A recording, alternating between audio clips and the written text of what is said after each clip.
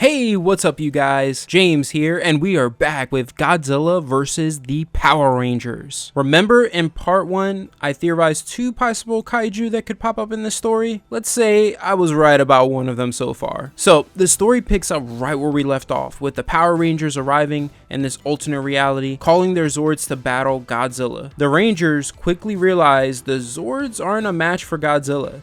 Just the sheer heat from his nuclear radiation is melting through the Zord shielding. They form the Megazord and the fight begins.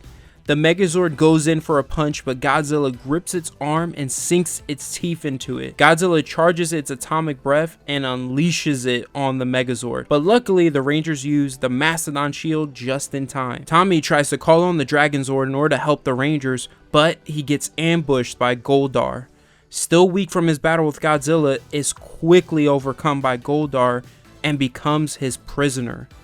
The Rangers' battle with Godzilla continues, going back and forth. They go all out, calling on the Power Sword. Godzilla responds by charging up his atomic breath, and then they just charge toward each other. They clash, the Rangers stabbing Godzilla in the chest with the Power Sword as Godzilla unleashes its nuclear breath. This is insane. Of course, Rita is happy with the outcome of this battle, with the Megazord and Godzilla heavily damaged from their fight.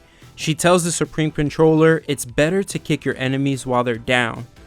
Goldar returns to the Exilian's mothership, presenting Rita with Tommy and his power coin, as the Exilian's ships attack the Megazord and Godzilla. However, Godzilla isn't down for the count. It destroys some of the ships and retreats into the ocean.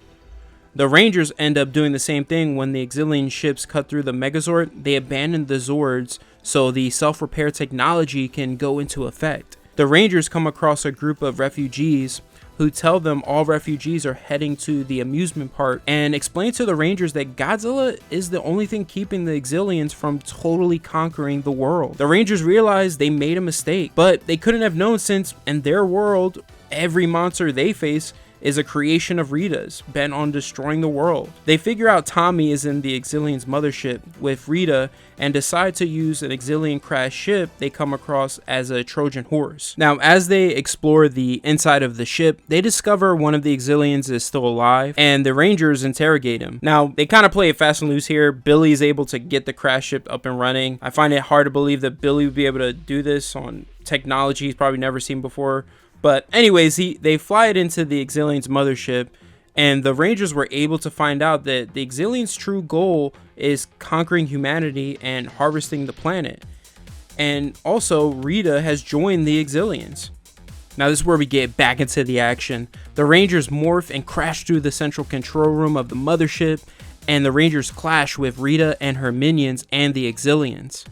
Now, as the battle rages on, we find out what's Rita's plans after the Exilians harvest the planet from Goldar, who tells the Rangers that Rita plans to use Godzilla's universe as a staging ground to invade other universes. Now, the Supreme Controller doesn't stay for the fight. He ends up teleporting away, but before he does, unleashes Gigan. I told you guys that Gigan was going to make an appearance, and here it is. Gigan begins to attack the amusement park where all the refugees are, and the Rangers end up having to make a tough choice, either to save the refugees or Tommy. They decide to save the refugees, hoping that the Zords are all healed up from the last battle, and call for Dinozord power. In their Zords, the Rangers begin the fight with Gigan, but even with all of them successfully landing attacks, they cannot damage it. The Rangers form the Megazord, but quickly realize they won't be able to stay in that form for long because the stabilizers are still stressed from the battle with Godzilla. But that doesn't even matter. They are no match for Gigan. At one point, Gigan grabs the Megazord and uses its abdomen buzzsaw and unleashes its optic beam on the Megazord.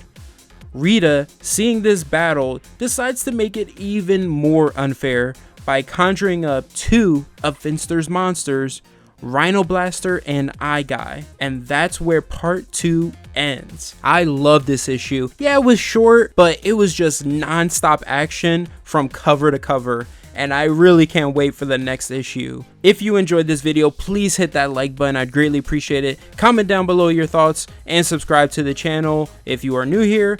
Other than that, always remember every day to go beyond.